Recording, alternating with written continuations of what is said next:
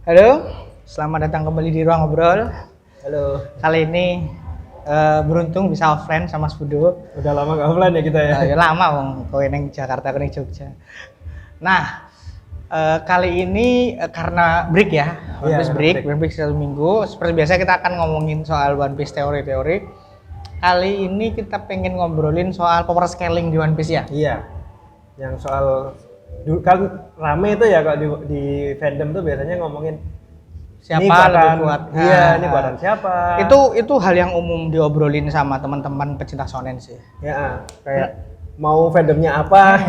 Nah, sebelum itu jangan lupa teman-teman yang belum subscribe dulu. Dan terima kasih teman-teman yang udah subscribe ya. Langsung aja kita langsung bahas. Nah, gimana sih power scaling di One Piece itu?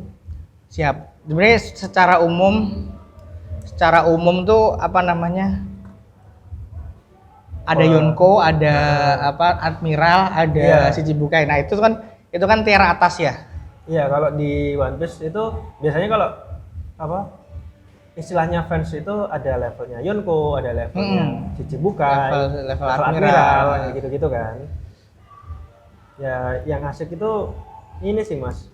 Kita walaupun ini baru mulai ya, kan di One Piece itu kita udah kenal beberapa karakter dengan level atas dari awal. Ya itu yang umumnya terjadi di komik shonen, taruhlah Bleach, taruhlah Naruto, ada Fairy Tail, ada Rev itu karakter utama protagonisnya akan berkembang sesuai dengan level musuhnya. Jadi pelan-pelan itu template-nya dari Dragon Ball ya. Iya, dari Dragon Ball kan awalnya King Piccolo. Terus tiba-tiba naik jadi Saiyan. Terus naik lagi ada yang lebih kuat dari Saiyan, Frieza dan seterusnya gitu kan. Saiyan dulu tuh. Oh iya, Saiyan terus Frieza, benar kan? Saiyan ya, bukan Super Saiyan ya, beda. Saiyan bangsa Raditz, terus Vegeta dan seterusnya. Nah, itu memang standar dan ya di Naruto, di Naruto semuanya kayak gitu. Bagaimana awalnya tuh Zabuza, kemudian ancamannya naik ke Akatsuki, kemudian ke Madara, ujungnya ke Kaguya. Ya, nah, One Piece ini menjadi anomali karena di arc pertama Arabasta ya, bisa dibilang dulu deh. Salah. Di Blue dulu yang dibilang lautan terlemah. Yang langsung datang ke sana itu puncaknya di One Piece, Mihawk. Yang benar-benar dibilang apa istilahnya? Pendekar pedang terkuat di dunia. Yang kita sekarang baru ngeh kalau Mihawk itu levelnya Yonko, dari bounty-nya di atas 3 miliar kan. Yang dimana setanding sama Shanks. Iya, narasinya kan begitu. Jadi dari 10 volume awal One Piece itu di arc pertama One Piece kita tuh langsung melihat seberapa besar sih ancaman terbesar di dunia One Piece itu seperti apa. Mihawk dan para protagonisnya semut.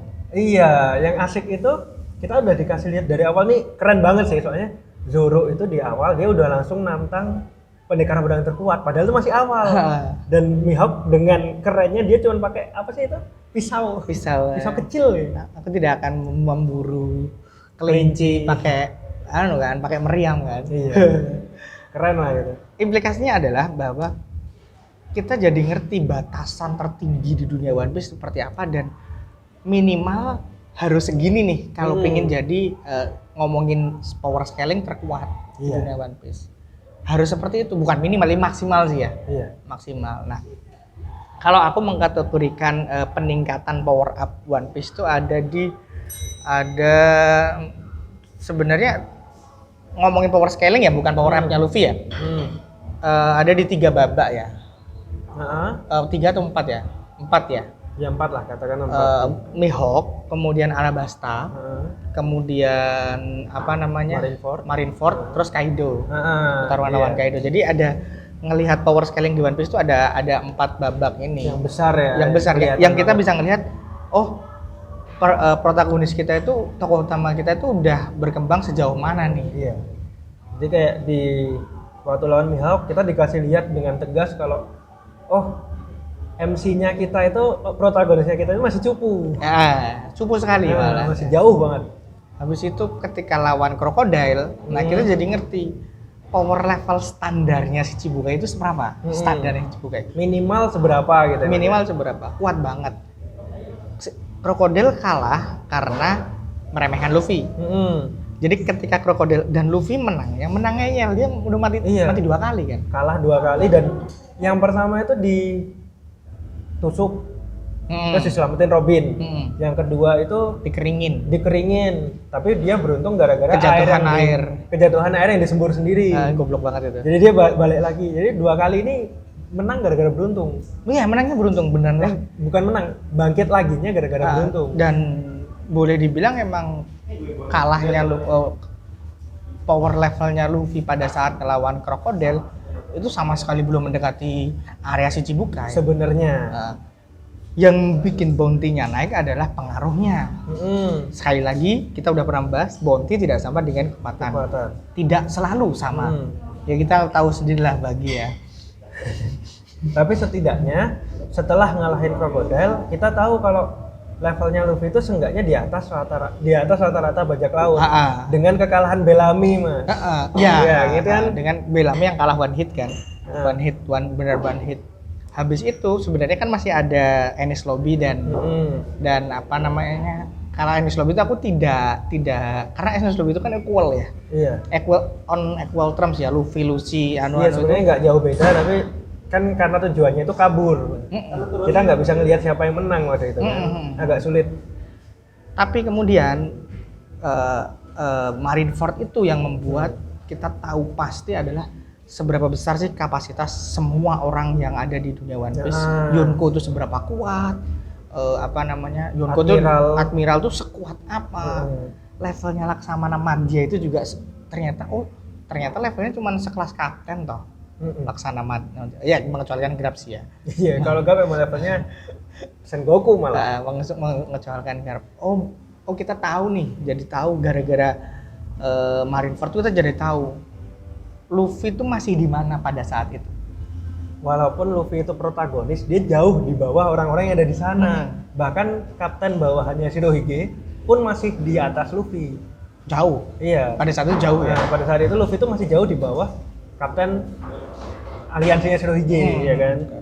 Dan asiknya One Piece tuh power scaling kemudian tidak berarti apa-apa. Narasi Luffy-nya yang tetap membuat walaupun lemah, tapi dia tuh bisa ngubah keadaan karena dalam tanda kutip emang karakternya Luffy, pengaruhnya Luffy seperti itu. Yang dikatakan Mihawk kalau dia itu punya kekuatan yang paling mengerikan ya Mas ya. Keren lah emang si. Dan di Marineford itu kita juga jadi tahu seenggaknya Shichibukai yang bisa dikalahin Luffy, Crocodile tuh jelas kan karena meremehkan. Soalnya bener-bener Kurocho tiba-tiba muncul dia bisa ngalahin. Ngeremehkan. Terus Gecko Moria itu kita tahu di Marineford juga bahwa Gecko Moria itu kalah sebenarnya utamanya karena performanya dia emang udah menurun. Iya, dia dengan mudah dibantai sama Doflamingo kan, dengan mudah loh. Dengan mudah sama Doflamingo kalah, sehingga kita tahu kalau Gecko Moria itu emang bukan di levelnya Shichibukai lagi waktu itu. Mungkin waktu dia pertama direkrut masih selevel Shichibukai, tapi sekarang karena dia kan kalah. Diceritakan pernah menyerang Kaido dan kalah kan. Nah, berikutnya setelah Marineford kan mereka tahu nih selemah apa mereka, kemudian time skip. Ya nah, kan? itu baru penguruban besar-besaran kan, time skip. Dan itu masuk akal ya. Makanya aku tuh nggak suka ya orang yang bilang Luffy plot armor. Enggak, emang power scaling di One Piece itu penceritaannya bukan kayak soal yang standar yang ketika kamu udah ngalahin ini, kemudian ya, otomatis musuh yang keluar tuh nanti pasti lebih kuat dari ini, enggak mesti. Soalnya sebenarnya kalau diperhatiin ya musuh-musuh di One Piece tuh naik turun loh. Memang. Kayak kita habis ngalahin Crocodile yang levelnya Shichibukai, ngalahinnya ngeyel lagi. Sebenarnya level Luffy kan belum dibilang belum Crocodile kan. Kalau one on one dia hampir lebih banyak kalah daripada menang. Tapi habis lawan Crocodile kita dikasih Foxy. Iya, terus kemudian Enel. Enel pun kalah konyol lah. Iya, habis itu Lucy. Jadi kayak level power scalingnya musuh itu sebenarnya naik turun. Tapi kita bisa dikasih Oda itu dengan pintar ngasih musuh yang kira-kira sesuai sama yang bisa memberikan insight istilahnya, memberikan gambaran ke kita bahwa levelnya Luffy itu seberapa. Jadi power scaling di One Piece itu adalah kita ngikutin perjalanan Luffy bertumbuh dengan perbandingan karakter-karakter lain. Berbeda dengan fokusnya adalah bukan bertambah kuat ya, fokusnya adalah bertumbuh ya, bertumbuhnya. Parameter yang membuat Luffy kenapa time skip itu perlu adalah Doflamingo.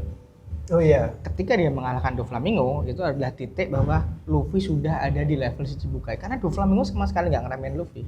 Iya, dari awal dia. Dari awal all out. Dan apalagi, dia kalahnya fair. Kalah fair. Bener-bener karena udah dua-duanya pakai Hausoku Haki. Ya dua-duanya apa? Ya dua-duanya tarung serius. Luffy benar-benar ngeluarin jurus terkuatnya, Doflamingo juga ngeluarin jurus sampai awakening. Sampai awakeningnya dipakai. Yang emang awakening itu ibaratnya makan tenaga banget kan. Jadi makanya dipakai di akhir juga. Sampai Trafalgar Law loh yang juga dibilang Shichibukai juga sampai sempat kalah kan sama Doflamingo. Iya memang kalah. Secara kekuatan kan Law ada di bawah Luffy. Ada di bawah Doflamingo. Makanya kemudian yang menarik di titik Doflamingo kalah itu adalah titik kita paham skala kekuatan powernya Luffy itu udah ada di skala Shichibukai. Paling enggak di Shichibukai. Bang kecuali kan Mihawk. Iya. Mihawk tuh anomali memang ya. Mihawk sama Hancock ini hampir paling enggak setara komandernya Yonko lah. Itu anomali sih mereka. Lalu puncak kita tahu power scaling itu adalah di Kaido. Pada titik ini. Kaido itu memang suka nggak suka, mau nggak mau, tidak ada yang bisa mengalahkan. One on one sampai sekarang. Soalnya kalau kita lihat sendiri kemarin waktu ngalahin Kaido juga butuh berkali-kali. Luffy kalahnya lebih banyak. Ini kayaknya kekalahan terbanyak Luffy ya kayaknya ya. 4 kali nggak sih? Awal ketemu waktu di rooftop itu 3 kali apa ya? Aku nggak inget sih. Paling nggak 3 kali kalah. Dan itu Kaido, jadi Luffy mengalahkan Kaido, yang harus kita pahami bukan berarti Luffy lebih kuat dari Kaido. Bukan, sama sekali bukan. Jelas, soalnya Soalnya case-nya itu kayak banyak sekali faktor yang membuat Kaido bisa kalah. Kayak Kaido udah beberapa kali diserang sih kalau ya kan. Iya, dari awal beberapa kali diserang, dilukai oleh Kazaya Nine, Ghost Generation, ditembas Zoro dan lain sebagainya. Ujung-ujung udah dipukuli Luffy berkali-kali, dia masih ngangkat Onigashima. Jadi Kaido kalah memang karena ceritanya butuh rezim yang berakhir. Memang diharuskan kalah oleh cerita, bukan kalah oleh Luffy. Iya. Bahasa aku sih itu bukan berarti plot armor, bukan. Itu memang plotnya membawa ke sana, tapi bukan berarti Luffy ini menang karena dia lebih kuat dari Kaido. Bukan. Dia menang bukan karena dia lebih kuat dari Kaido. Tapi memang Kaido kalah karena memang ya ceritanya, mohon maaf mungkin ceritanya memang mengharuskan dia kalah. Tapi memang masuk akal juga karena gimana Kaido udah dikeroyok. Itu pinternya Oda kan gitu. Yang akan selalu kupuji dari Oda itulah dia itu ngeset makhluk terkuat di dunia. Tapi dia nggak kebingungan cara mengalahkannya. Walaupun Oda sempat bingung sih sebenarnya, itu sempat ngaku bingung. Iya, maksudku kalahnya itu kalau kita memperhatikan ceritanya make sense. Iya. Bukan aspul. Nggak maksa. Nggak ala Fairy Tail lah. Fairy Tail beneran nakama power sih. Fairy Tail itu beneran ngoyon kalau dilihat tuh menyebalkan gitu. Tapi ini sih kalau Fairy Tail ini agak ngebela Fairy Tail. Kalau Fairy Tail emang ceritanya itu pusatnya adalah nakama power, kalau One Piece enggak. Benar. Aku juga nggak ngomong soal Fairy Tail ya. Ini kan soal Shonen standar adalah kalah karena power up. Gear 5 itu tidak semata-mata bisa mengalahkan Kaido. Kaido kalah karena emang dia udah tambah melemah. Iya. Jadi kekalahan, walaupun emang ya Luffy itu tiba-tiba bangkit, tiba-tiba Gear 5 itu emang kerasa tiba-tiba. Walaupun emang kerasa tiba-tiba, tapi Kaido kalah bukan karena power up Luffy. Bukan karena power up Luffy. Itu adalah katalis terakhir yang mengharuskan Kaido kalah, katalis ya. Nah, di sini di Egghead sekarang ini adalah pembuktian Luffy sebagai Yonko. Iya. Secara power scaling dia nggak akan sekuat Kaido, nggak akan. Tapi Seenggaknya dia akan benar-benar menjadi ancaman buat pemerintah dunia. Seenggaknya bisa bikin repot levelnya admiral. Dan itu terbukti di chapter-chapter belakangan kan ya. Iya, yang 1092, 1093 udah Kizaru kerepotan. Nah itu sih Yang aku nggak suka dari teman-teman fandom tuh banyak beberapa, mungkin yang nonton Ruang Ngobrol nggak ya, tapi beberapa yang tak lihat di Twitter, di Facebook, banyak yang ngeremehin Mihawk gara-gara Mihawk apa sih kayak gitu kan. Mihawk itu bontinya itu walaupun bukan walaupun bukan Yonko itu ngelebihi Yonko. Gede gitu loh. Jadi Mihawk itu kayak salah satunya gara-gara dia kelihatan seolah-olah takut sama Shanks.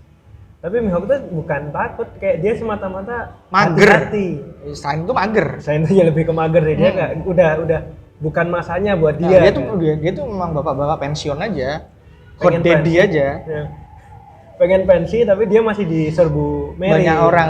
Jadi memang dia tuh hot daddy. Dia menerima tawaran. Aku sukanya One Piece itu karakter kayak Mihawk, Shanks, Admiral itu sebenarnya bukan apa ya, bukan lemah sebenarnya, cuman kita nggak tahu mereka tarungnya kayak apa. Kita kan sama ini cuma dikasih lihat dari sudut pandang Luffy dan beberapa karakter kayak Ace, Kurohige gitu.